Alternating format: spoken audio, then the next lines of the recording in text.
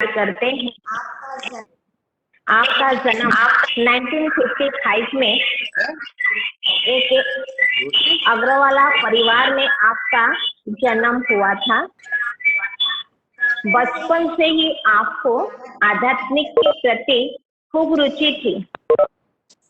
बचपन से आप खेलने का बड़ा शौकीन थे, जैसे कि शतरंज हो, टेबल टेनिस हो, क्रिकेट हो, फुटबॉल हो, ऐसे अनेक ढेर सारे खूबियां आपके पास है। उसके साथ साथ आपने आर्ट करने की कला, शायरी, कविता और आपके विशेष राइटिंग कला भी आपके अंदर विशेष तौर पर है। आपकी बहुत सारे लिखत निकला है। आप 1974 में संपूर्ण रूप से आध्यात्मिक जगत में अपने को सौंप दिया, जिसे आप टीचरशिप के साथ साथ अलौकिक की रीति से नैतिक और आध्यात्मिक मूल्यों की शिक्षा आप देते रहते थे। आपने इस संस्था के साथ 46 ईयर से जुड़े हैं। मानव कल्याण अर्थ है आपने अपना जीवन में अपना तन मन धन से संपूर्ण रूप से समर्पित हो चुके हैं, सेवा अभी दे रहे हैं। आपने जैसे नीमच है, नीलवाड़ा है, विजयनगर है, मनसा है, रामपुर है, पिपलिया मंडी है, नीमच सिटी है, ऐसे 16 सेवा केंद्र अर्थात सेंटर स्थापन किया है। आपका इसमें संपूर्ण रूप से योगदान है। जैसे बाबा कहते हैं हम बच्चों को 16 कला संपन्न बनना है, ऐसे आपने अपना जीवन में अब तक 16 सेवा केंद्र बना चुके हैं। इतना तक भी नहीं है, उसके साथ साथ आपने 80 गांव में पाठशाला स्थापित किया, जिसका आपका महत्वपूर्ण भूमिका रहा। जैसे बाबा कहते हैं महारथियों की जैसा जैसा उनका सेवा होता है, उसी हिसाब से उनके सामने परिस्थितियां आती हैं। इसी प्रकार आपको 26 ईयर्स हो गया, जिसमें आपने शारीरिक तौर पर आपको ब्रेन कैंसर हुई थी, जिसका बीमार के कारण बीमार को झेलते हुए भी आप उसमें निराश नहीं हुए। आप बाबा की सेवा जारी रखने के साथ साथ बहुत स्थानों पर जैसे बॉम्बे, अहमदाबाद, यहाँ तक कि अमेरिका के डॉक्टर्स भी आपको जवाब दे चुके थे, फिर भी आपका जो नियम था, संयम था, सदाचार था, सेवा था, बाबा के प्रति बेहद प्यार था और परमात्मा की आपके ऊपर विशेष ब्लेसिंग थी, जिस कारण से आप संपूर्ण रूप से सुस्त और खुशहाल जीवन व्यतीत कर रहे हैं। अभी भी आप 8 घंटे से कम सेवा नहीं कर रहे हैं। समय पड़ने पर आप 18-20 घंटा भी बाबा के सेवा में करने के लिए पीछे नहीं हटते हैं। आप डिप्रेशन के बीमारियों की व्यक्तियों से अच्छे से तरीके से काउंसलिंग करने के साथ साथ उनको पूरी तरह से सुस्त करते हैं। ऐसे अनेक विशेषताएं आपके पास है। आप निमस के डायरेक्टर हो और अभी जो हमारे भारतवर्ष में हमारे प्राइम मिनिस्टर ने जो रखा है स्वच्छ भारत अभियान, उसमें भी आपको अवार्ड मिला है जिला के तौर पर। ऐसे अनेक महानताएं, जैसे भगवान की महिमा कितना भी करे वो कम ही होता है, ऐसे आपकी महिमा कितना भी करे वह कम ही हमारे लिए होगा। इसलिए आपका वक्त हम ज्यादा टाइम नहीं लेकर के अभी आपको हम निवेदन करते हैं। आज की जो विषय वस्तु है, निराश होने का संस्कार कैसे हमारी बदले, और उसके साथ साथ हमें पता है आपका अपना एक्सपीरियंस थोड़ा सा उसमें अवश्य आप सुनाएंगे। तो आपको निवेदन करते हैं आप अपना वक्तव्य जारी रखिए। ओम शांति। निविता बहन जी, बहुत बहुत धन्यवाद। पहली बार आपको देख रहा हूँ स्क्रीन पे और बहुत अच्छा लगा मुझे। भुवनेश्वर सब जोन से, उड़ीसा से जुड़ करके अच्छी अनुभूति हुई। महिमा आपने बहुत कर दी, बाबा की महिमा अपरंपार है, हम तो उसके बच्चे हैं। लेकिन जैसा आपने आज विषय बताया है, निराशा के संस्कार कैसे बने। ब्राह्मण जीवन का सबसे बड़ा दुश्मन ही निराशा है।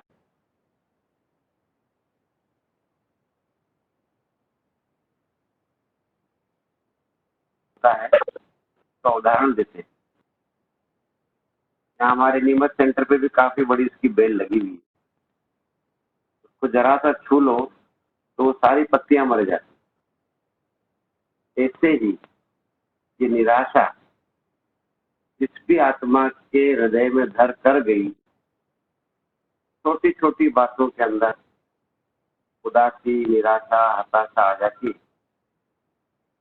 खास करके जब शरीर का कोई पेपर आता है, हिसाब किताब आता है, उस समय हम यदि अपने आप को बैलेंस नहीं कर पाए, बाबा से हमारा कनेक्शन नहीं रखा हमने, और आत्म स्थिति का अनुभव नहीं किया, उसकी गहराई में नहीं गए, यदि अशरीरी बनने का अभ्यास हमारा निरंतर नहीं रहा, तो जो देहभान है वो फिर रुलाता है और बीमारी सिर पर चढ़ जाती है, परेशान हो जाते हैं, आए तौबा मचाने लगते हैं। मैं इस विषय में आज ये खास कहना चाहूंगा, हम बाबा के बच्चे हैं, जो भी भाई बहन सुन रहे हैं, ये सभी रेगुलर सिंसियर पंक्चुअल बाबा के बच्चे हैं। लेकिन एक बात मैं जरूर कहना चाहूंगा कि जो अव्यक्त बाप दादा हमें बार बार फील कराते हैं, बाबा ने बार बार कहा है अशरीर बनने का अभ्यास। मैंने बाबा की अव्यक्त बाप दादा की आवाज में खुद बाबा ने डील कराई है कि अभी अभी निराकारी, अभी अभी आकारी फरिश्ता, दोनों में देहमान नहीं। ये दिल बाबा बार बार कराते हैं और कहते हैं ये हमारा अंतिम पेपर भी है और यही हमारा अभ्यास है, यही हमारा आधार है। मेरा जैसा आपने कहा कि अनुभव भी उसमें मैं शेयर करूं, तो मैं इतना जरूर कहना चाहूंगा कि ज्ञान के जीवन में बड़ा अच्छा चला। शुरू से पेपर तो बहुत आए, क्योंकि हम अग्रवाल जैन परिवार से होने के नाते उस समय आज से 46 साल पहले इतना नाम यज्ञ का नहीं था, तो विरोध काफी था, काफी लोगों में गलतफहमियां थी, भ्रांतियां थी, तरह तरह की बातें। ऐसे में कोई ब्रह्मा कुमारी की तरफ जाता था तो उसका बड़ा जबरदस्त विरोध होता, और उसमें कई प्रकार कोई समाज सोसाइटी भी खास विरोध करती। हमारे साथ भी काफी विरोध हुआ, काफी सामना करना पड़ा, काफी परिस्थितियां आई। लेकिन हमने 2 दिन के कोर्स में ही पहचान लिया था कि जिस शिव बाबा की हम भक्ति करते हैं, मैं यहाँ पर एक प्रसिद्ध मंदिर है नीमच का, किलेश्वर मंदिर का भगत रहा हूँ। वहाँ नियमित आरती, पूजा में जाना, मंदिर की सेवा करना, उसमें मैं अपना सहयोग देता रहा। लेकिन जब आत्मा और परमात्मा का परिचय मिला, तो हमारी जो टीचर बहन थी, उन्होंने बड़े प्यार से हमें जब समझाया तो समझ में आते ही आंख से आंसू निकल, और हमने दीदी के सामने सब कुछ बताया कि हमारा पास क्या है, जैसे हम क्या हुआ हमने कुछ पहचान लिया कि यही सत्य। अब हमें किसी बात नहीं चलना। फिर बहन जी ने एक दिन क्लास में कहा कि देखो, रात को 9 बजा था कि कल गुरुवार है, बाबा को भोग लगेगा, आप सभी लोग सफेद वस्त्र पहनकर के आए, सुबह 3:30 बजे उठ के तपस्या करें। और रात को 9 बजे जब मैंने वो बात सुनी तो मैं तो थोड़ा घबरा गया, क्योंकि मेरे पास तो कोई सफेद ड्रेस ही नहीं था। फुल जरूर हमारी जीवन शैली थी, इसी टाइप रहन सहन था, और उस टाइप का हमारा तो दिनचर्या था ही नहीं। तो तब बाबा से कहा कि बाबा आज हम केवल आखिरी बार आज हमें अनुमति दो कि हम अपना थोड़ा पुराना स्टाइल से शैतानी रूप से ही थोड़ा आज दुनिया के सामने पेश होंगे, तभी हम अपना लाइफ स्टाइल चेंज कर पाएंगे। क्योंकि नाई के पास जाके कटिंग बनवाना है, सफेद कुर्ता पजामा सिलाना है, सारा अपीयरेंस चेंज करना है, सुबह 3:30 बजे भी उठना है और सुबह बाबा के सामने भोग में बैठना है, तो उसके लायक तो बनूं मैं। फिर वो हमने किया, टेलर के पास भी गए, टेलर ने रात को ही किया, दुकानदार को कपड़ा लिया, नाई से कटिंग करवाया और पूरा ये शेप बदल दिया, तो घर वाले भी नहीं पहचाने। हमने उस दिन गुरुवार में बाबा ने इतनी अच्छी बहन अनुभूति कराई हमें, इतनी सुंदर अनुभूति हुई इस गुरुवार के भोग में जब हम बैठे। बहन जी ने मुरली में कहा कि देखो, आज गुरुवार का जब भोग लगता है तो कोई न कोई प्रतिज्ञा हम बाबा से करें, अपना कुछ न कुछ कार्ड बाबा को दे, तो बाबा बड़ी मदद करता है, बड़ी हिम्मत भरता है। उस दिन मैंने 3 प्रतिज्ञाएं बाबा से की। पहला ये प्रतिज्ञा की कि मैं जीवन में किसी भी कीमत पे कभी भी किसी भी हालत में बाबा की मुरली मिस नहीं। मुझे ये गर्व है अपने आप पर कि 46 साल के ज्ञान के जीवन में, चाहे मैं कितना भी बीमार रहा, हॉस्पिटलाइज रहा, बेहोशी की स्थिति भी रही, लेकिन मैंने आज तक मेरी एक भी मुरली मिस, कभी कोई मुरली मिस नहीं। दूसरी प्रतिज्ञा की थी कि मेरे को कोई भी स्थिति में अमृत वेला में जरूर करूंगा, अमृत वेले को मैं अपने जीवन का आधार बनाऊंगा, और वो मैंने आज तक बनाया, उसमें कभी बाधा नहीं। तीसरा बाबा से कहा था कि बाबा हम जो भी कमाई करेंगे अपनी, उसका पहला हिस्सा बाबा की भंडारी में डालेंगे, तब उस पैसे से यूज करेंगे। तो हमें जीवन में कभी भी कोई आर्थिक तंगी का एहसास नहीं होने दिया बाबा ने, और वो तीनों प्रतिज्ञाओं पे हम कायम। अब 93 में जाकर अचानक ब्रेन ट्यूमर का डायग्नोसिस हुआ। उदयपुर गए, अहमदाबाद गए, बॉम्बे गए, अनेक लोगों ने चेकअप किया, तो पाया कि इनकी ब्रेन के अंदर तो 9 ट्यूमर हैं और इसका कोई इलाज नहीं। मेरा दादी से बड़ा प्यार था, दादी प्रकाशमणि दादी से बड़ा गहरा संबंध रहा है, उन्होंने मुझे बहुत प्यार से पालना दी है। तो दादी जी की छत्र छाया में हम पले हैं। दादी जी को जब ये समाचार मालूम पड़ा तो दादी जी ने मुझे मधुबन बुलाया, बड़े बहुत प्यार दिया और अपनी गोद में लिटा करके अपने आंचल से हवा की, और एक वरदान दादी जी के मुख से निकला जो मुझे आज तक याद है। दादी जी ने कहा, सुरेंद्र, निमित्त हॉस्पिटल जाना है और आना।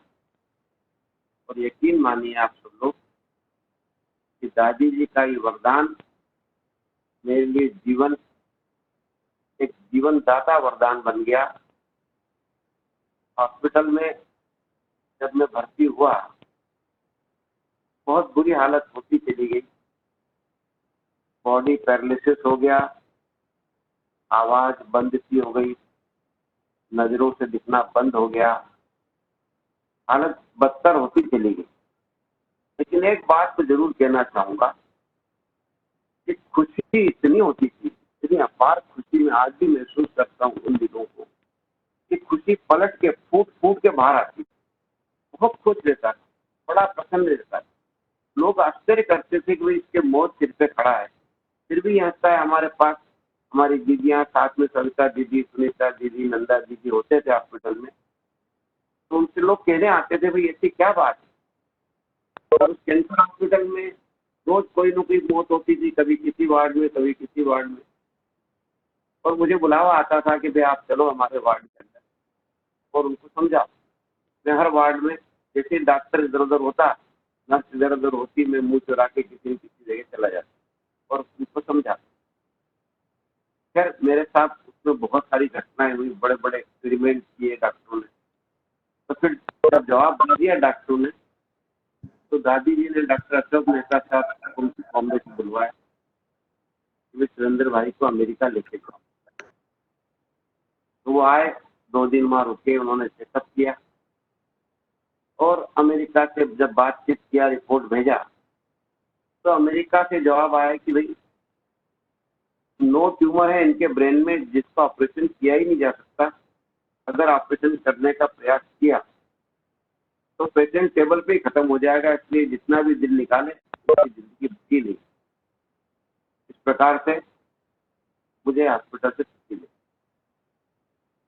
दादी जी लगातार डेली हॉटलाइन, तो उस समय मोबाइल नहीं होते थे, हॉटलाइन पे दादी मेरा समाचार लेती।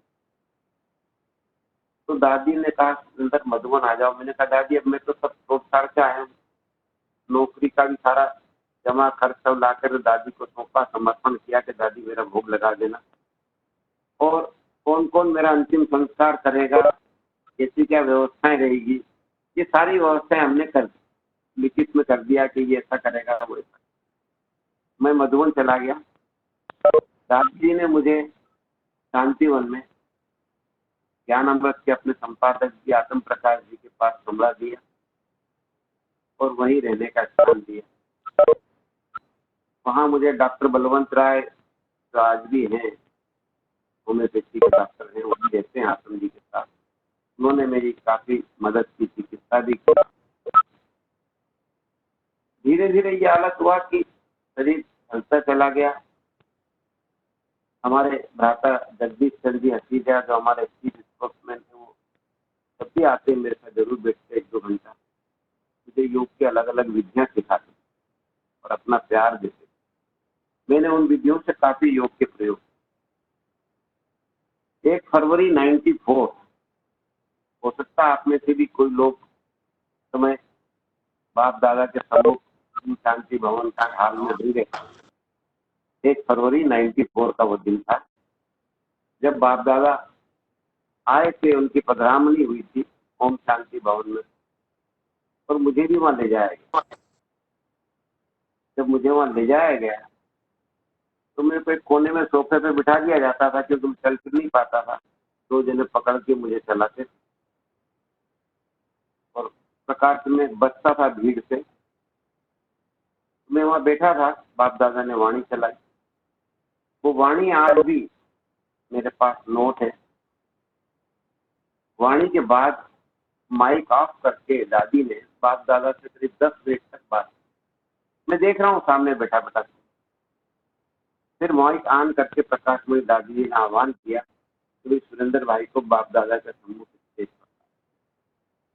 मुझे पकड़ के 2-3 लोग स्टेज पर जैसे तैसे पहुंचाया, और जैसे ही मैं स्टेज पर पहुंचा, बहन जी, एक चमत्कार कहें इसको या साक्षात्कार कहें या बाबा की क्या मेहर हुई है, ये मैं नहीं कह सकता। लेकिन जैसे ही मैं बाबा से दृष्टि लिया और इतना जबरदस्त प्रकाश का एक लहर मेरे ऊपर आया, एक जबरदस्त प्रकाश मेरे ऊपर आया, जैसे कि फोर्स से कोई लहर आती है, और वो लहर मेरे पे प्रकाश की जोर से आई कि मैं उसको सहन नहीं कर पाया और मैं डगमगा के नीचे गिर। मैं नीचे गिर गया तो मुझे होश नहीं रहा। 5-7 मिनट तक इसी स्थिति में रहा और मुझे ऐसा लगा जैसे बाबा ने मुझे वो पेट में, किसी माँ के पेट में भ्रूण होता है, वो बच्चा होता है, वो वैसा मुझे बना दिया कि वो मेरा जन्म वहाँ हुआ। वो दृश्य मुझे दिखा। इतने में दादी जी का आवाज आया। सामने हमारे दीदी भी बैठे थे नीमच वाले, वो भी दृश्य देख रहे थे। करीब 5,000 ब्राह्मणों की सभा की। दादी जी ने आवाज लगाया, सुरेंद्र, सुरेंद्र उठो, तो सुरेंद्र। और मैं अचानक जागा।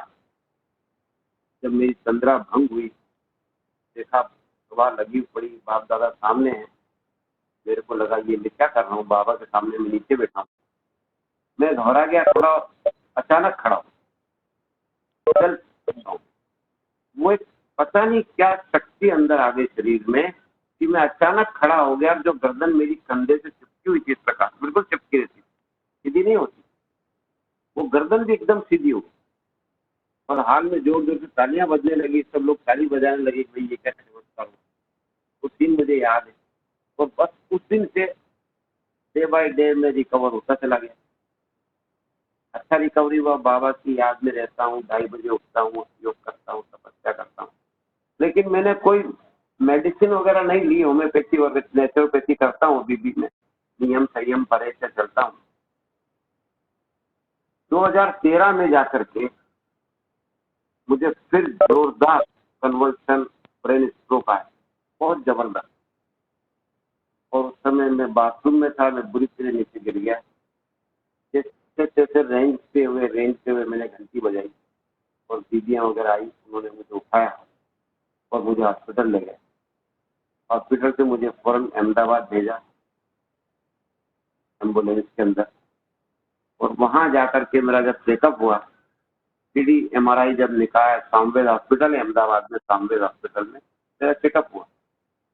वहां जब निकला तो वो जो सीडी MRI हुआ ब्रेन का, वहाँ स्टर्लिंग हॉस्पिटल है, वहाँ मुझे ले जाया। डॉक्टर सुधीर शाह हैं, आज भी है, न्यूरोलॉजी के हेड ऑफ द डिपार्टमेंट है, बड़े जवान डॉक्टर। जब उन्होंने वो रिपोर्ट देखा तो वे चकित रह गए, भौचक के रह गए कि इतना ट्यूमर है ब्रेन के अंदर। उन्होंने मुझे कि आपको पता है कि आपके ब्रेन में कितना ट्यूमर है? नहीं पता है। बोले कम से कम अंगूर के गुच्छे के माफिक ट्यूमर हो गया। मैंने कहा 93 में तो 9 ट्यूमर था, अभी पता नहीं कितना हो गया। तो बोले आपका पूरा ब्रेन ढक गया है ट्यूमर, फिर भी आप कैसे जिंदा हैं, हंसते हैं, बोलते हैं, ये क्या जादू? मैंने कहा जादूगर तो ऊपर बैठा है, तो वही बैद्यनाथ है मेरा, वही इलाज करता है, वही ठीक रखता है। तो मैं वहां से जिद करके जबरदस्ती छुट्टी लेके उनका इलाज नहीं लिया। उन्होंने 15-20 टेस्ट लिखे, ये करो, इनका वो करो, ये करो। मैंने सबके लिए मना कर दिया कि मैं ये कुछ भी नहीं कराऊंगा, क्योंकि पहले भी मेरे साथ बहुत कुछ हुआ और आपने सर पे बॉडी निकाल दिया कि इनको घर ले जाओ, बस मरने का इंतजार करो। अभी भी आप मेरे पे एक्सपेरिमेंट करेंगे, पता नहीं कितने सुई डालेंगे, इंजेक्शन डालेंगे। इससे अच्छा तो मैं चलता फिरता हूँ। तो उन्होंने मुझे छुट्टी नहीं दिया, लेकिन मैं जबरदस्ती झगड़ा करके वहाँ से छुट्टी लेके आया। फिर बाप दादा के पास दिसंबर में गया और मुनि दीदी बड़ी मेहरबान है, हम प्रसन्न दादी हमारी दादी है, कनेक्शन है हमारा। तो बाप दादा से मुझे मिलाया गया और फिर से मैं धीरे धीरे ठीक होता। और आज तो ठीक। मेरा ये कहने का है कि ठीक तो मैं आज भी नहीं हूँ।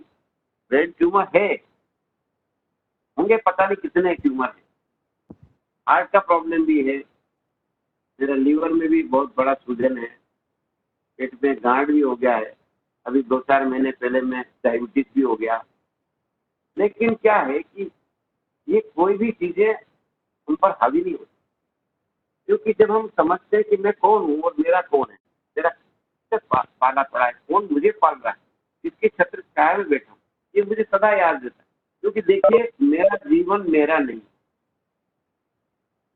जीना और मरना ये दोनों बातें हमारे हाथ में नहीं।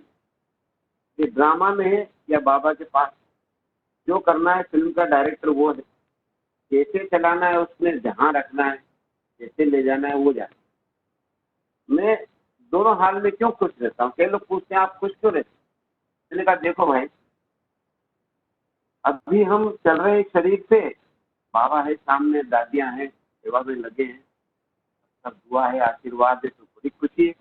और यदि ये शरीर छूटता है तो अभी बाबा के पास वतन में जाके बैठे 11-12 दिन बाबा के पास बैठेंगे, बड़े प्यार से बाबा प्यार करेगा, भोग खिलाएगा, वतन की सैर कराएगा, विश्व की सैर कराएगा, पता नहीं क्या क्या नजारा दिखाएगा, तो उसका आनंद ले ले। वो भी हमारे दोनों हाथ में लड्डू है, इधर है तो ये नजारे हैं, उधर है तो वतन के नजारे देखेंगे। विनाश में पता नहीं क्या होने वाला है। तो मैं इतना बड़ा पुरुषार्थी, बहुत भारतीय आत्मा तो हूँ नहीं कि जो मैं 8 और 108 का गाना हूँ। धर्मराज जरूर डंडा तो लगाएगा, तो अंत के बजाय अगर अभी भी चला गया तो कोई लॉस नहीं। तो मैं थोड़ी शायरी कविता का मुझे शौक है, मैंने अपने लिए कोटेशन बना लिया अपने लिए, तो मैंने लिख के रखा हुआ अपने पास कि जीने का कोई शौक नहीं और मरने का कोई खौफ नहीं। जीने का कोई शौक नहीं और मरने का कोई खौफ नहीं। तो कभी जीने से ममत्व और मरने से भय, ये दोनों हमारे पास आते ही नहीं। भय क्या चीज होती है? भय से ही निराशा आती है। जब हम बॉडी कॉन्शियस होते हैं, शरीर के बारे में सोचते हैं, संबंधों के बारे में सोचते हैं, तो निराशा आने लगती कि हाय अब क्या होगा, कैसे होगा, क्या होगा, कैसे होगा। ये निराशा, ये हमारे ब्राह्मण जीवन का सबसे बड़ा श्राप है। और इस नी से ही नी पे आगे बढ़ेंगे हम। निराशा से, हमारा निराशा का कारण क्या है कि हमें निश्चय में कमी। निश्चय बहुत पॉपुलर शब्द है, हम लोग सब निश्चय निश्चय बुद्धि विजयन की पता नहीं कितनी बातें करते हैं। लेकिन निश्चय की परसेंटेज यदि हम निकालेंगे, निश्चय यदि मेरा बाबा में है और वो जो है जैसा है उसको स्वरूप में मैं जानता हूँ, मैं जो हूँ जैसा हूँ, मैं अपने स्वरूप को मैं जानता हूँ, तो मेरा निश्चय जब 100% होता है ना, तो फिर भय होता ही नहीं, निराशा होती नहीं, डिप्रेशन होता ही नहीं। अभी इस कोरोना पीरियड में हम देख रहे हैं बहुत तेजी से डिप्रेशन फैल रहा है। हमारे महारथी सूरज भाई कहते हैं कि ये 2020 के बाद का पीरियड बहुत तेजी से डिप्रेशन का बढ़ेगा और संसार की आधी आबादी डिप्रेशन में आती चली जाएगी और नींद के लिए तड़पेंगे लोग। लेकिन हम बाबा के बच्चे भी यदि डिप्रेशन और निराशा में रहे तो हम दुनिया को क्या दे पाएंगे। आज हमारे पास पेशेंट आते हैं बहुत सारे डिप्रेशन, मुझे देखते हैं कि इतना बीमार आदमी, इतना सीवियर का प्रॉब्लम है, इसके बाद भी ये खुश रहता है। 66 की एज है मेरा, मैं 12 से 18 घंटे तक काम कर लेता हूँ, रोज 2-1 घंटे वॉकिंग कर लेता हूँ, एक्सरसाइज कर लेता हूँ, फिजिकल वर्क पूरा कर लेता हूँ। भाई कोई नहीं, लोग डॉक्टरों ने मुझे कहा आपको बहुत कम बोलना है, सिर हिलाना नहीं है, ये नहीं करना है, वो नहीं करना, वो हम सब करते हैं क्योंकि हमें डॉक्टर तो चला ही नहीं रहा। बाबा चला रहा है, फिल्म का डायरेक्टर वो है, मैं एक्टर हूँ और एक्टर को वही काम करना है जो डायरेक्टर ने दिया। अगर मेरे को इस फिल्म में इतना रोल है तो उतना ही करूंगा, अगली फिल्म का जो रोल होगा डायरेक्टर कहेगा मैं उसे जाऊंगा। तो निश्चय बिल्कुल कोई डर नहीं, मौत का तो कभी डर होना ही नहीं चाहिए। एक बहुत अच्छा शेर मुझे याद आया, मैं आपको सुनाता हूँ, इसलिए तो कोई नोट भी कर लें कि मौत से क्यों इतनी दहशत। बड़ा अच्छा शेर है, आपको प्रेरित करेगा। मौत से क्यों इतनी दहशत, जान क्यों इतनी अजीज, मौत आने के लिए है और जान जाने के लिए, मौत से क्यों इतनी। इस चीज का जो आना है वो आएगी और जो जाना है वो जाएगी। मेरे हाथ में बिल्कुल नहीं है कि मेरे को कितना दिन चलना है, मेरे को कब जाना है, कब शरीर छोड़ना है, ये मेरे हाथ में नहीं है। Then why should I worry. जो चीज मेरे हाथ में ही नहीं है मैं उसको लेकर चिंता करता रहता हूँ, और जो मेरे हाथ में मैं उसको गंवाता रहता हूँ। जो मेरा प्रेजेंट है मैं उसको एंजॉय नहीं कर रहा हूँ, उसका आनंद नहीं ले रहा हूँ।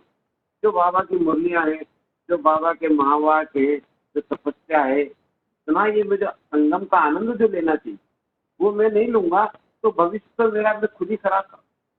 मेरा भविष्य में आज में, आज जो मैं करूंगा वही मेरा कल बनेगा।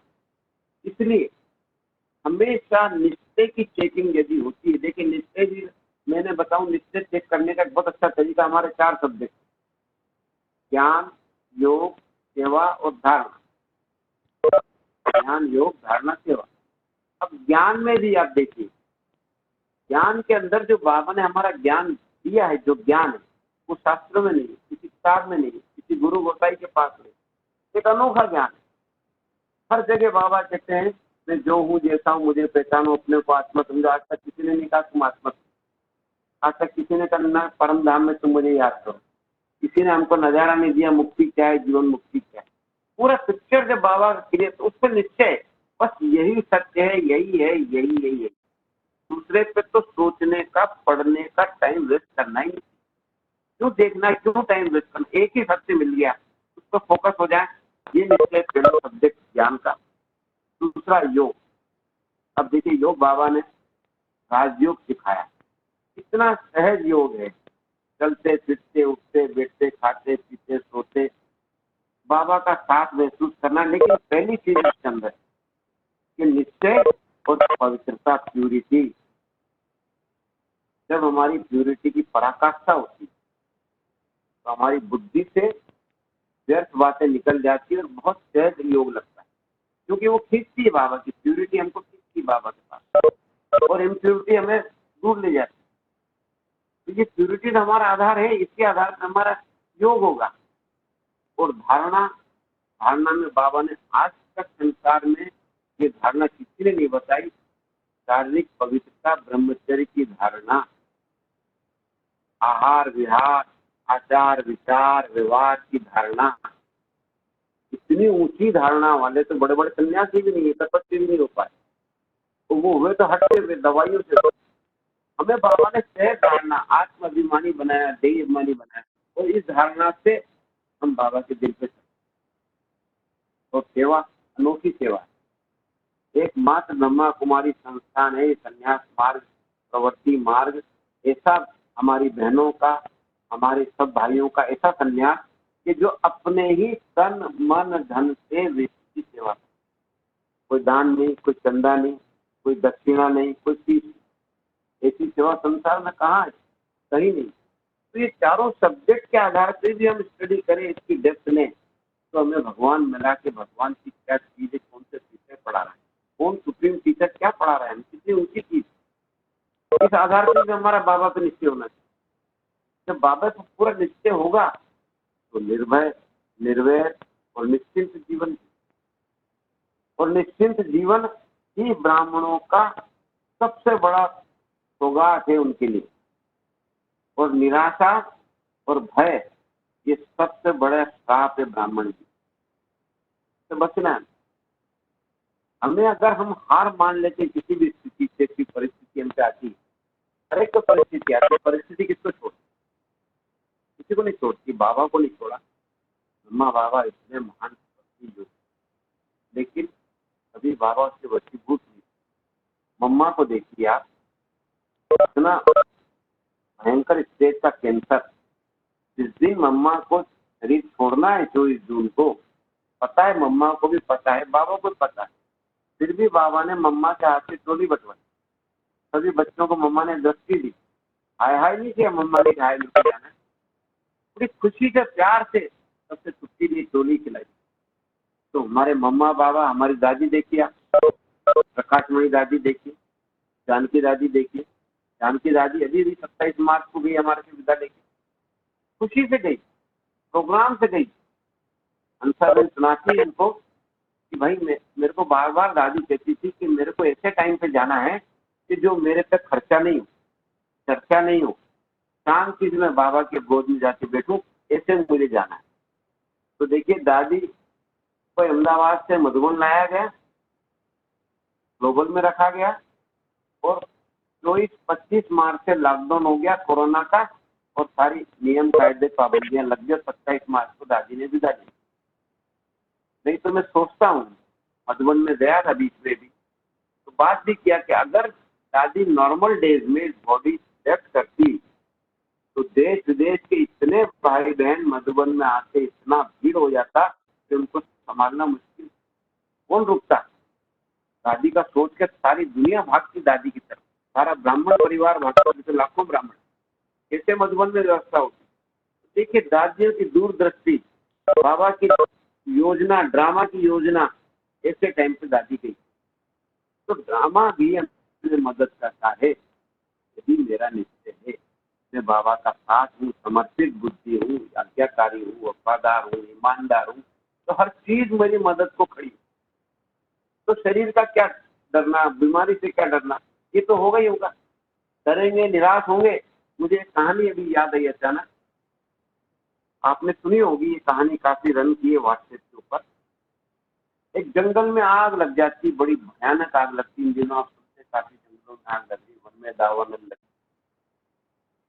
तो सारे पशु पक्षी इंसान भागने लगते हैं दूर दूर।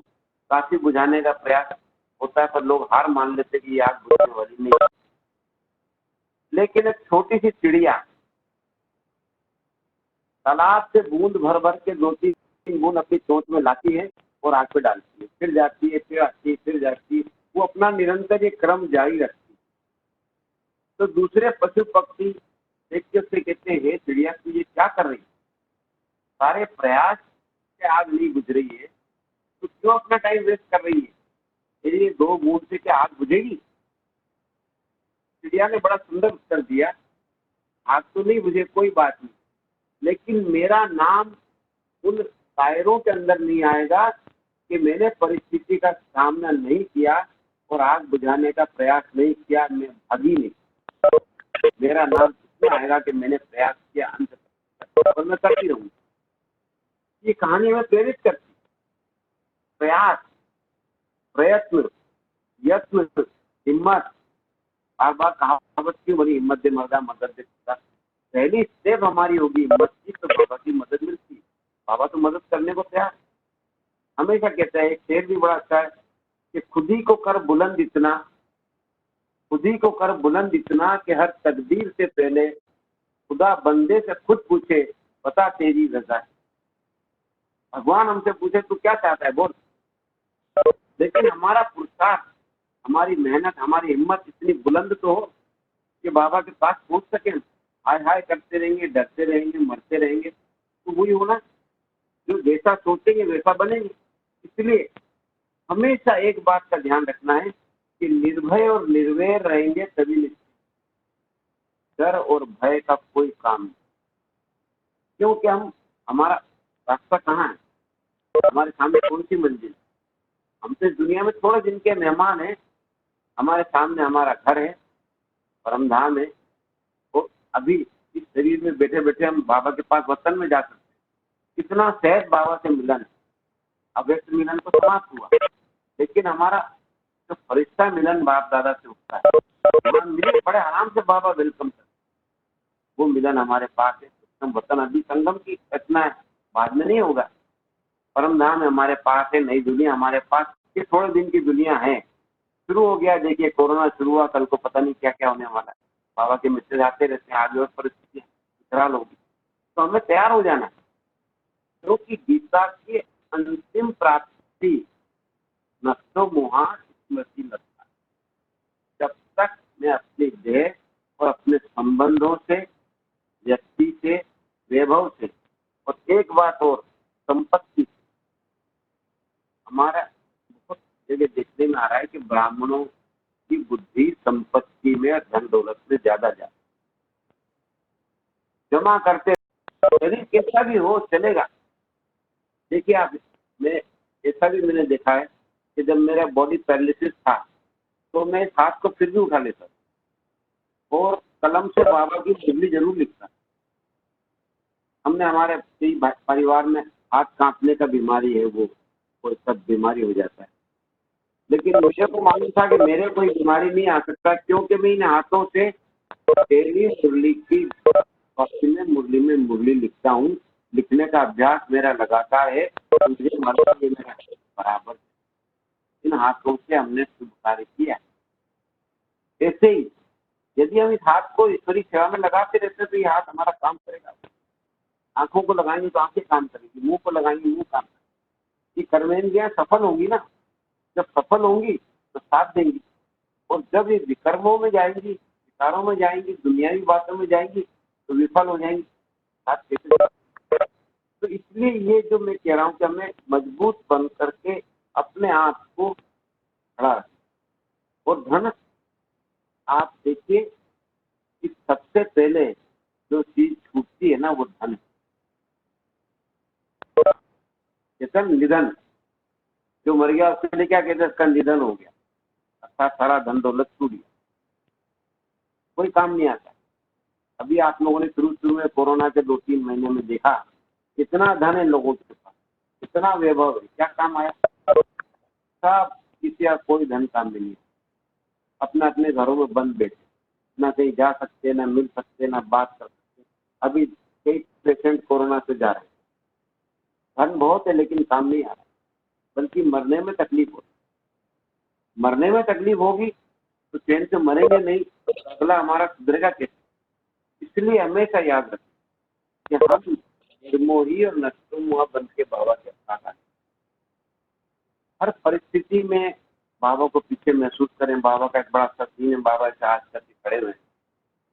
मैं तो हमेशा देखिए बाबा अभी भी पीछे है।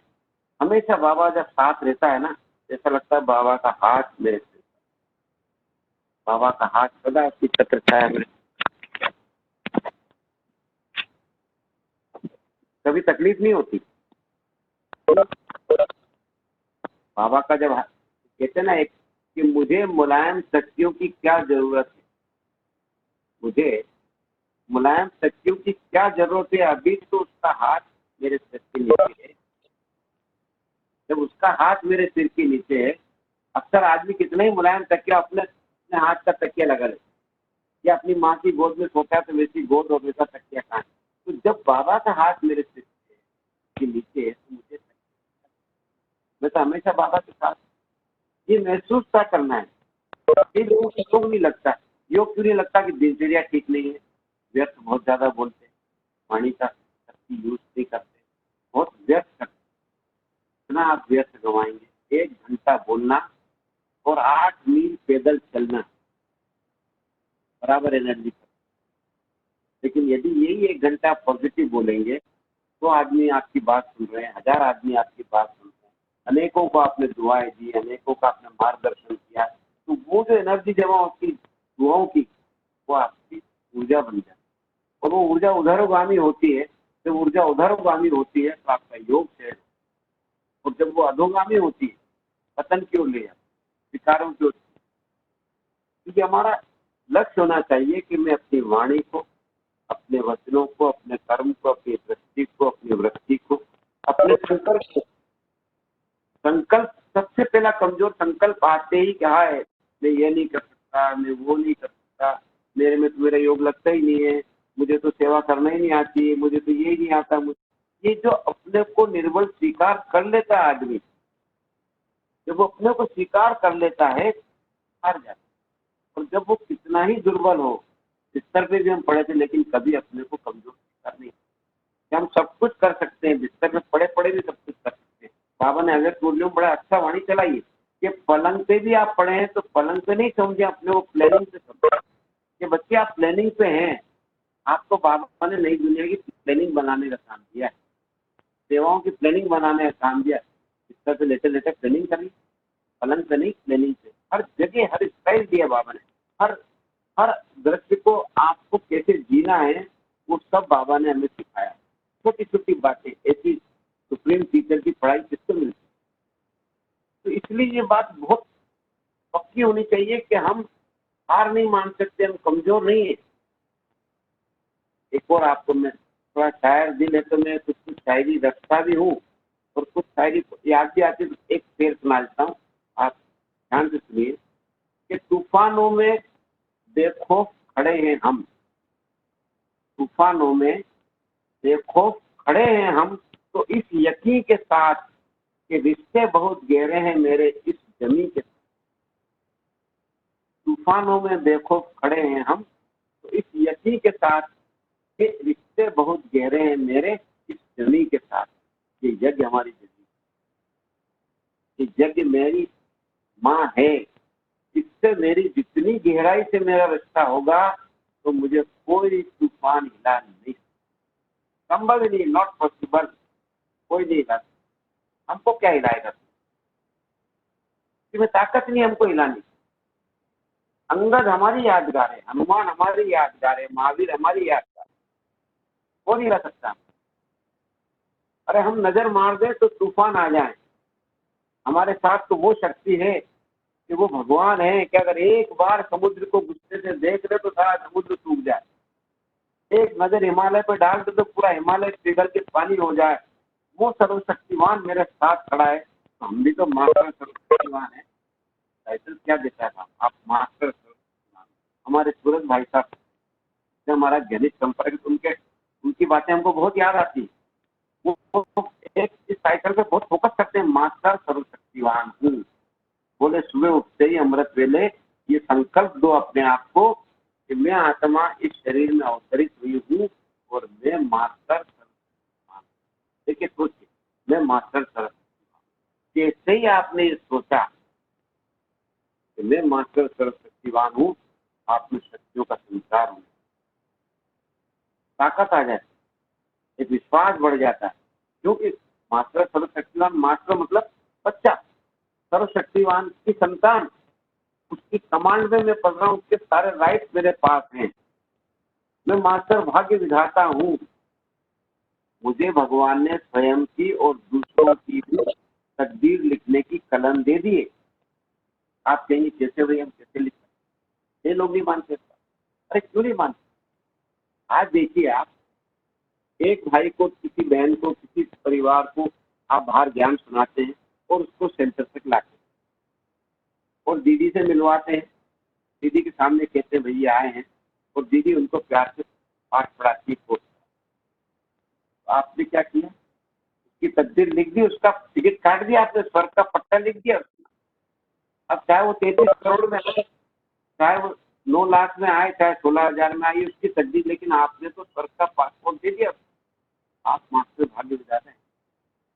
आपके के हाथ में तकदीर, आप ब्रह्मा तकदीर लिखता है, ब्रह्मा कुमार तुम्हारी भी तकदीर, हमारी बहनें, हमारे भाई सब तकदीर। तो हमारा तो पावर बहुत ज्यादा है। नशा चाहिए इन बातों तो चाहिए, अपने जहन में, अपने अपने कॉन्शियस में ये बातें समा जाए कि मैं मास्टर दीवान हूँ, मैं मास्टर भाग्य विधाता हूँ। कभी कभी तो बाबा ने हमें मास्टर गॉड का टाइटल भी दिया। मास्टर गॉड कौन हुआ? कौन मुझे उस वजह से दे। जब मैं मास्टर गॉड हूँ तो मैं क्या नहीं कर सकता? ऐसे ही इस शरीर को, अपनी कर्मेंद्रियों को चलाना आसान है, कितना भी कमजोर है। देखिए मैं बताता हूँ, एक बार क्या हुआ, मेरे साथ एक लंगड़ा व्यक्ति चल रहा है। हम दोनों को रेलवे स्टेशन पे जाना था, ट्रेन पकड़नी थी। मैंने कहा भाई जरा जल्दी चल, जल्दी चल, निकल जाएगी। तो बोलता भैया मैं लंगड़ा हूँ, मैं कैसे चलूँ, मेरी चाल जैसी वैसी चलनी पड़ी, काम कटाई। अरे मैंने कहा थोड़ा जल्दी कर। बोले नहीं कर सकता। चलो, चलते चलते अचानक क्या हुआ, एकदम वो तेजी से भागा और मेरे से 100 मीटर आगे निकल गया। मैं देखते रह गया उसको क्या हुआ। मैंने क्या होगा, तो ये अचानक क्या हुआ, ये ऐसा भागा, ऐसी दौड़ लगे इससे, क्या हुआ? नीचे देखा तो सांप था। तो क्या हुआ, सांप देखा तो जो लंगड़ा चलने से मजबूर था वो भाग करके मेरे पे आ गया। अर्थात हिडन पावर्स हमारे अंदर हैं, हमारी संकल्प शक्ति में, हमारे मन में, हमारी बुद्धि में, हमारे अंदर शक्ति है। उस शक्ति को इमर्ज नहीं करते, हार मान लेते। किसी लंगड़े को सांप दिखा, उसको अपनी जान प्यारी थी, एकदम भाग गया। कभी कभी एक उदाहरण और सुनाता हूँ मैं आपको। कभी कभी हमको जिससे हमारे में शक्ति नहीं है, कैसे नहीं है बताता हूँ। किसी ने कहा जाओ भैया वो डिब्बा पड़ा हुआ है, वो आप जरा डिब्बा उठा लो। मैं गया, डिब्बा उठाया, खाली डिब्बा समझ के उठाया, नहीं उठा। मुझे पता लग गया इसमें वजन है। फिर मैंने ताकत लगा के वो डिब्बा उठाया और डिब्बा उठ गया। दोनों स्थिति में मेरा वही हाथ है और मेरा वही शरीर। पहली स्थिति में उठाया, नहीं उठा, दूसरी स्थिति में उठाया, उड़ गया। क्यों? कि मैंने एक्स्ट्रा पावर प्रोड्यूस की, वो शक्ति मेरे में है। इसी प्रकार हमारे अंदर कुछ हिडन पावर्स बहुत ज्यादा हैं, उनका यूज करें, उनको ऊपर लाएं, हाँ इमर्ज करें, तो उससे हमारी आराम से हर परिस्थिति में पार हो जाएगी। नहीं तो क्या हुआ, नेगेटिव हताशा, निराशा, ये हाय है, तो वो टॉक्सिक बॉडी हो जाती पूरा। हमारी जो क्वीन ग्लैंड है पिट्यूटरी, जो हाइपोथैलेमस और सेरिब्रम के बीच में जो है, जहाँ आत्मा का निवास, वही पिट्यूटरी ग्लैंड, वो जब टॉक्सिक होती है तो टॉक्सिक प्रवाह करती है और हमारे नीचे के आर्गन को डैमेज, बॉडी को डैमेज करती है, हताशा को पैदा करती है, बहुत सारे नेगेटिव केमिकल्स पैदा करती है। लेकिन जब हम पॉजिटिव सोचते हैं, पावरफुल थॉट्स आते हैं हमारे, तो वो पावरफुल थॉट्स हमारे अंदर ऊर्जा पैदा करते हैं, वो आत्मा का प्रकाश तेजी से बढ़ता है, हमारा आभा मंडल बढ़ता है, हमारा ओरा बढ़ता है। जब ओरे का विकास होने लगता है, आभा मंडल का विकास होने लगता है, तो हमारे अंदर बहुत सी शक्तियां अपने आप प्रवाहित होने लगती हैं। आप देखिए, पहले के तपस्वी साधु संत, कोई हिमालय में तपस्या करता है, कोई जंगलों में तपस्या करता है। हमारे सामने महावीर स्वामी का, गौतम बुद्ध का, आदि शंकराचार्य का उदाहरण है, जिन्होंने जंगलों में वर्षों तप किया। महर्षि वाल्मीकि का उदाहरण है, जिन्होंने, वाल्मीकि का मतलब होता है दीमक, पूरा दीमक का घर। वाल्मीकि ने ऐसी घोर तपस्या की कि उनके ऊपर पूरी दीमक जम गई, वो हिले तक नहीं, तो इसलिए उनका नाम वाल्मीकि रख दिया। तो ये जो तपस्या उन्होंने की, आप जंगल में तपस्या कर रहे थे वो लोग, आपने सुना है, ये सत्य भी है, इतिहास, एक बुद्ध ऐतिहासिक फिगर है, महावीर ऐतिहासिक फिगर है। उनकी तपस्या का क्षेत्र इतना विस्तृत होता है जंगल में, बड़े बड़े इंसेक्ट, पशु पक्षी सब खींचते हुए चले आते थे। शेर चीते भी उनके पास आकर के बैठ जाते थे और उस शांति की, प्रेम की अनुभूति करते और चले जाते। उनसे कभी किसी ने वार नहीं की। तो जिनको भगवान का परिचय नहीं है, जो केवल अपने आत्म बल से तपस्या में बैठे हैं, एक जप रहे हैं माला या रख रहे हैं उसको, उनके पास भी इतनी ऊर्जा, इतनी शक्ति, उनका आभा मंडल इतना विकसित हो जाता है कि वो अपने अहिंसक प्रभाव से बड़े बड़े हिंसक प्राणियों को अहिंसक बना देते। तो हमारे पास तो सब कुछ सही माने में भगवान है, उसका सत्य परिचय है, पूरा ज्ञान है, सारी उसकी पावर हमको मिली हुई है। हम क्या नहीं कर सकते, हम सब कुछ कर सकते हैं। हमारी तपस्या में बहुत, तो जब हमारा आभा मंडल बहुत बहुत बड़ा हो जाए, हर चीज हमारे, कहते हैं ना vibration, theory of vibration, science किस पर टिका है, सारा science theory of vibration. Remote का बटन यहाँ दबता है और चंद्रयान, मंगलयान यहाँ से कंट्रोल हो रहा है, यहाँ से दिशा परिवर्तन करता है, यहाँ से उड़ जाता है, चल लेता है, उतर जाता है। साइंस में इतना पावर है, तो साइलेंस में कितना पावर। 1 घंटे का समय है, 8 बजा है। मैं सोचता हूँ टॉपिक तो मैं दी एंड करता हूँ, लेकिन आप में से किसी का कोई प्रश्न हो, कोई पूछना चाहता है तो ले। क्या नाम है भाई का? प्रशांत भाई। सुशांत भाई, कोई प्रश्न हो, कोई सवाल हो तो बताइए।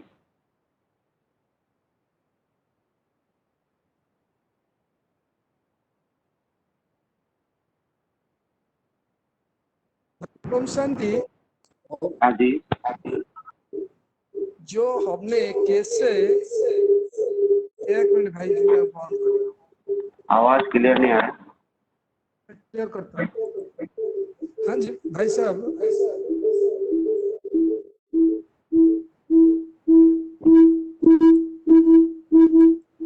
हाँ जी भाई जी, हम कैसे विजयी बन सकते हर वक्त पे,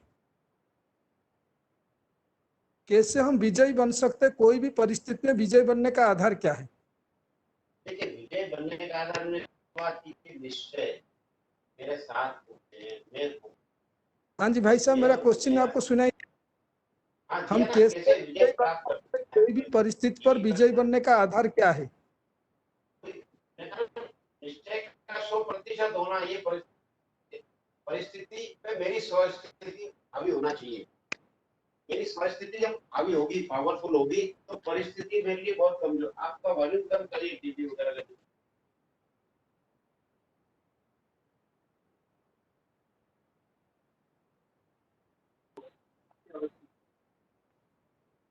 हेलो, मेरी आवाज आ रही है आपको?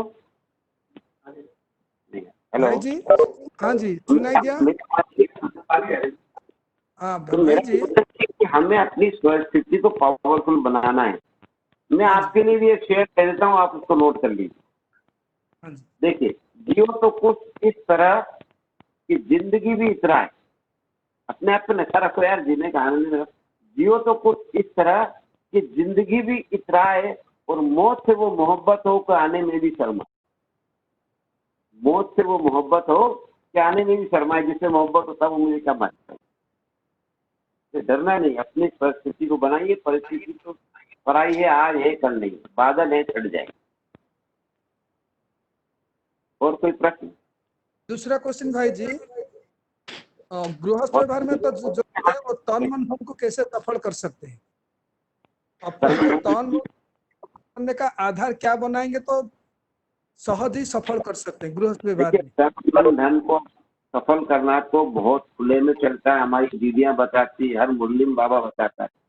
जरूरी नहीं कि आप कोई वीआईपी सेवा करें तो ही सफल होता है। छोटा छोटा बगीचे की सेवा करें, झाड़ू पोछे करें, चादर ठीक करें, बगीचा ठीक करें, कुछ भी करें तब भी तन सफल होता है। धन सफल करने के लिए भंडारी है बाबा की, उनके सफल करो, अच्छे से सफल करो। सफल करोगे तो ही सफलता प्राप्त होगी। और मन को, जब भी तन और धन सफल, देखिए सबसे बड़ी चीज धन। जहाँ होता है मानव का धन वही होता है उसका मन। ट्रैफिक कंट्रोल में जीत है हमारा। तो धन सफल करेंगे जब सेवा में लगाएंगे, बाबा की भंडारी में डालेंगे, बाबा को भोग लगाएंगे, सेवाओं के प्रोग्राम बनाएंगे, धन सफल होगा। और तन वीआईपी बन के अगर हम रहते हैं, अपने को वीआईपी समझते होगा, पोस्ट पोजिशन कोई क्या हो सकता है, कोई क्या हो सकता है, दैट्स नो मैटर, वो आज है कल नहीं। तो तन सफल करने के लिए हमें झाड़ू पोछा भी करना है। मैं आज भी छोटी छोटी चीजें बीनता हूँ। यहाँ तक कि मैंने याद है जब मकान बन रहे थे बाबा के, तो मिस्त्री जब कीलें ठोकता है, सराफे ठोकता है, बल्लियां लगाता है, तो कीलें मुड़ जाती थी। तो मैं रात को बैठ के उन कीलों को सीधी करता था ताकि वो अगले दिन फिर काम में आए।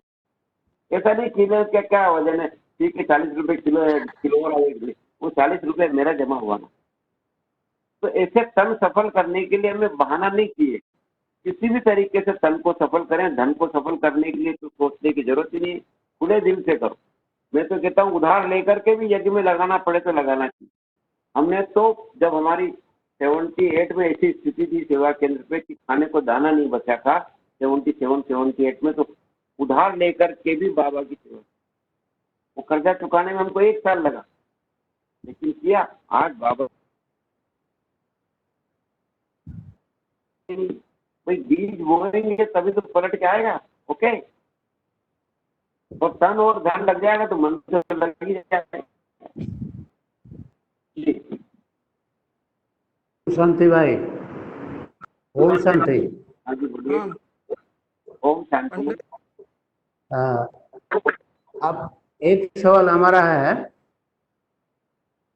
जब आप बेहोश थे उस टाइम में मुरली कैसे पढ़ते थे?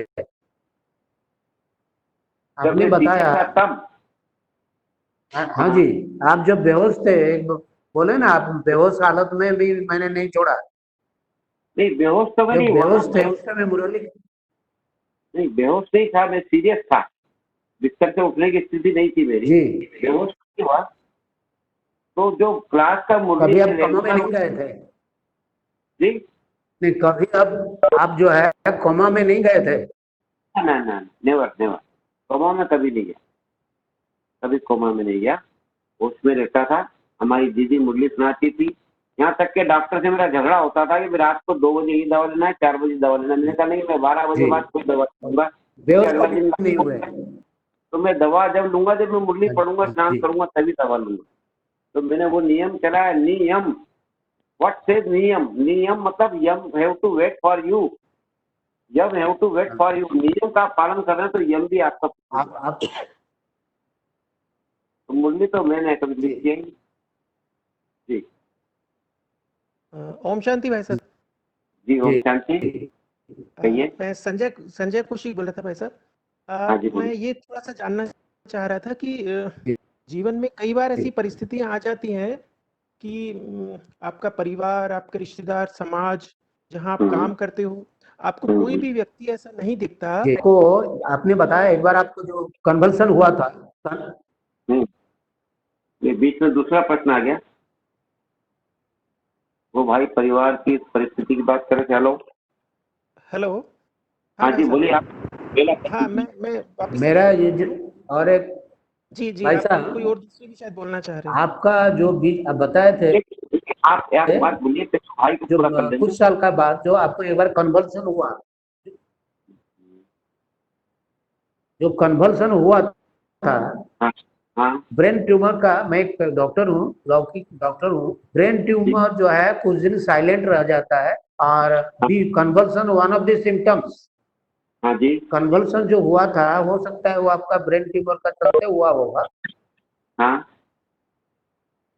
तो क्या इसीलिए आप मान लीजिए, आपका मनोबल और बाबा का जो आशीर्वाद, उसको एक ब्रह्मास्त्र जैसा आपको मदद कर रहा है। उसके जी लिए जी हम लोग सुन के बहुत खुश हुए। जी डॉक्टर। मनोबल सबसे बड़ी चीज है, क्योंकि जहाँ डॉक्टर लोग का आपका कहना है अमेरिका वगैरह सब जगह से आप जो है निराश हो गए थे, लेकिन बाबा नहीं, का मनोबल और आपका, निराश कभी नहीं हुआ, निराश में कभी होता ही नहीं। जी, वही है हमारी सबसे भाई, बेस्ट, वही है सबसे बेस्ट मेडिसिन। हाँ हाँ, बस खुशी जैसी खुराक जो नहीं है बाबा कहते हैं। तो जब कन्वर्सन हुआ तब भी जब मैं बिल्कुल बाथरूम में नीचे गिर गया, तो मैं घसीटता घसीटता अपने पैरों को जबरदस्ती चला करके घंटी तक पहुंचा और घंटी बजाया। हर हालत में मैं कोई ना कोई काम कर ही लेता था। रोता आंसू तो कभी आया ही नहीं, गम का आंसू, चिंता का आंसू, टेंशन, ये कभी हुआ ही नहीं। इसलिए ठीक है, होता रहता है, मैं अपना काम कर रहा हूँ। वो भाई एक प्रश्न पूछ रहे थे दूसरा कोई, वो बीच में संजय भाई आपका हाँ जी जी क्वेश्चन। भाई साहब, संजय, मैं शुरू करता हूँ। हाँ बोलिए। हेलो। हाँ हाँ, बोलिए बोलिए। मैं भाई साहब ये प्रश्न पूछना चाह रहा था। जी कुछ मैंने जो अनुभव किया उसके आधार पर ये प्रश्न मेरे मस्तिष्क में आया कि जीवन में जैसे हमारे आसपास बहुत से लोग होते हैं, हमारा परिवार होता है, रिश्तेदार हम्म, होते हैं, समाज होता हम्म, है, जिस जगह पर हम्म, हम काम करते हैं, हमारा कार्य क्षेत्र होता है, वहाँ बहुत से लोग होते हैं, तो हम बहुत से लोगों से जुड़े हुए होते हैं। हम्म, लेकिन कई बार जीवन में मानसिक स्थिति ऐसी आती है कि आपको लगता है कि आपका कोई भी नहीं है। तो अच्छा, वो जो स्थिति होती है, ये हाँ बड़ी कष्टकारी होती है, बड़ा निराशाजनक होती है। ऐसा लगता है कि हम जो भी कार्य कर रहे हैं या जो भी जिस दिशा में भी आगे बढ़ रहे हैं, उसका क्या उद्देश्य है या क्यों हम कर रहे हैं? एक उद्देश्यहीन सा जीवन, संजय भी, निराशावादी सा जीवन लगने लगता एक है। बात आपने जो तो कही वो कि भाई साहब आप निराशा, बताइए कि कैसे उससे बाहर निकले और इस संस्कार से? हाँ, पहली बात तो देखिए हताशा हमें क्यों आती, उसका बेस में जाना पड़ेगा कि जी, जरूर हमसे कोई न कोई श्रीमत का उल्लंघन हुआ है, अमर्यादा हुई है, पाप कर्म हुआ है। जब तक कोई श्रीमत का उल्लंघन, अमर्यादा या पाप कर्म नहीं होता है, तो मेरे में उदासी और निराशा आ ही नहीं सकती। अगर से मैं श्रीमत प्रमाण चल रहा हूँ, ठीक है, संबंधी है, कार्य क्षेत्र है, संबंध भी है, उन संबंधों को हमें हमारी तरफ अट्रैक्ट होते हैं वो लोग कि देखो ये कैसा न्यारा प्यारा योगी बन के ये काम करता है। मैंने 32 साल नौकरी किया है, मैं रेलवे में टेबल टेनिस का कैप्टन रहा हूँ, बहुत बड़ा ऑफिसर रहा हूँ। फिर बाबा से मैं मिला, मैंने परिवार वालों से मार भी खाई है, मेरे पिताजी ने मुझे मारा है। इतना बड़ा रेलवे का ऑफिसर का नौकरी छोड़ के मैं 200 रुपए की तनख्वाह का टीचरशिप किया, मैंने बाबा ने श्रीमत दिया। श्रीमत, उस श्रीमत ने मुझे अब फिर टीचर बना, बहुत सेवा की। तो वो सारे टीचर और सारा स्टाफ सब बच्चे देखते थे कि ये एक अनोखा आदमी है, इसकी चाल ढाल, बोल चाल, रहन सहन, खान पीन बिल्कुल अलग है हमसे। और ऐसे ही बन के रहना, बुलंद देखिए, वो बुलंद जब हम बन जाते हैं, जब जी, बुलंदी की तरफ जाते हैं हम, तो हमारे को कोई सब दुनिया हमारे पीछे आती है। और जब हम अपनी बुलंदी को खो देते हैं, जब डर जाते हैं कि ये क्या सोचेगा, वो क्या सोचेगा, ये क्या कहेगा, वो क्या कहेगा, तो फिर उनके अनुसार ढल जाते हैं। ऐसा नहीं है। इसलिए मैं आपके लिए ये शेर कहता हूँ कि जी, कौन कहता है कि आसमान में छेद नहीं हो सकता। बिना ध्यान से मेरे सुन रहे हैं? जी, कौन कहता है कि आसमान में छेद नहीं हो सकता? एक पत्थर तो तबीयत से उछालो यारों। ओके जी, जी, बहुत बहुत अच्छा, बहुत ओके, अच्छा भाई। नेक्स्ट।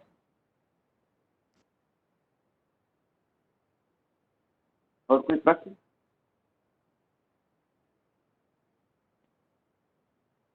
नहीं है क्या? आवाज आपकी कट रही है।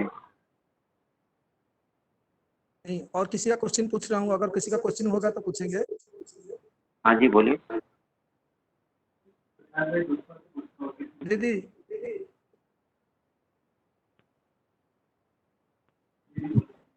जी हाँ जी जी भाई साहब। बहुत बहुत थैंक्स दीदी आपको भी। और हमारा कुछ सेवा तो बताइए। आपको आपको मैंने थैंक्स, आपने इतना वक्त दिया जिस कारण से हमारे भाई बहन हम लोग सभी लाभ उठाए। मेरा सभी को निमंत्रण है दीदी, आप और सभी भाई जो आना चाहें बस भर के नीमच आइए। हमारे पास सबके लिए रहने का व्यवस्था है, सबको घुमाएंगे फिराएंगे पिकनिक कराएंगे। ठीक है दीदी, कभी नीमच आइए। हमारी भुवनेश्वर में कुमुद बहन रहती थी पहले, जिसका बाद में देह त्याग हो गया, आप जानते होंगे उसको। कुमुद बहन की छोटी बहन आपके पास रहते हैं, इंदिरा बहन। हाँ, इंदिरा बहन भीलवाड़ा में है ना पास में। वो इंदिरा बहन भी नीमच में मेरे पास काफी रही है, और कुमुद बहन भी बहुत टाइम मेरे पास रही नीमच में, कम से कम 4 साल नीमच में रही है कुमुद बहन। उसने बड़ी सेवाएं की हमारी, बड़ी उमंग उत्साह वाली थी। अच्छा लगा भुवनेश्वर पहुंच करके, हमको सबसे मिल करके। बड़े बड़े सब महारथी भाई बहन हैं, आप इतने योगी तपस्वी हैं। और उड़ीसा तो अपने आप में एक जादुई धरनी है, जगन्नाथपुरी है वहाँ तो बड़ा पवित्र स्थान है। समुद्र के आप भाई किनारे साहब कभी लॉकडाउन खुलने के बाद जरूर प्रोग्राम बनाएंगे तो आप जरूर आइएगा। जरूर जरूर जरूर आएंगे, मेरी खुद की इच्छा है। आप बुलाइए, मैं जरूर आऊंगा। बच्चियाँ रखेंगे, अपन घूमेंगे, बात करेंगे, मिलेंगे। और कभी कोई सेवा हो तो बताइए, फिर कभी मिलेंगे। ठीक है भाई, सभी से ओम शांति। ओम जी, ओम ओम शांति भाई शांति। साहब। ओम शांति। ओम शांति। 2 मिनट बाबा को याद करते हैं। हाँ।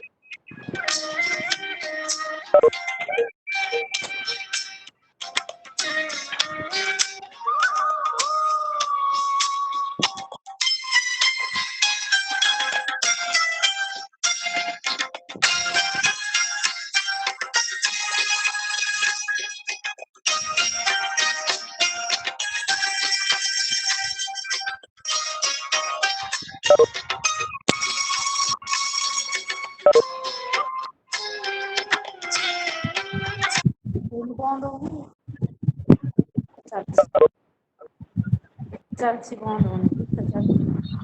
ଆପଣ ବନ୍ଦ କରି ଆସିଛି ରହିଛି ଆଉ ଟିକେ। ओम शांति।